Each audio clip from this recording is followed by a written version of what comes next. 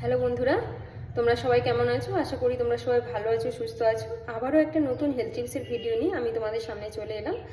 আজকের আলোচনার বিষয় হচ্ছে, যদি আমাদের বিড়াল বা কুকুর আঁচড়ায় বা কামড়ায় তাহলে আমরা কি কি ভ্যাকসিন নেব।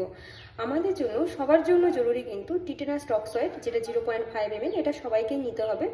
তার সাথে কিন্তু সবার জন্য compulsory ARV vaccine, anti rabies vaccine, এবং তার ছাড়া হচ্ছে যদি আমাদের যে জায়গাটাতে আঁচড়েছে বা কামড়েছে সেই জায়গাটা যদি অতিরিক্ত ক্ষতস্থান হয় এবং সেখান থেকে যদি রক্ত বেরোয়, দাঁতের দাগ বসে যায়, আমাদের বডি ওয়েট অনুযায়ী বা আমাদের ওজন অনুযায়ী ডাক্তারবাবু একটা ভ্যাকসিন প্রেসক্রাইব করে, যেটা হচ্ছে অ্যান্টি র্যাবিস ইমিউনোগ্লোবিউলিন, যেটা হচ্ছে ARI।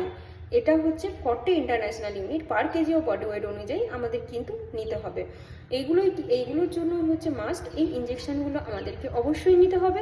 তাই যদি বিড়াল বা কুকুর আঁচড়ায় কামড়ায় তাহলে কিন্তু সত্বর আপনারা হসপিটালে ডাক্তারবাবুর সঙ্গে যোগাযোগ করুন।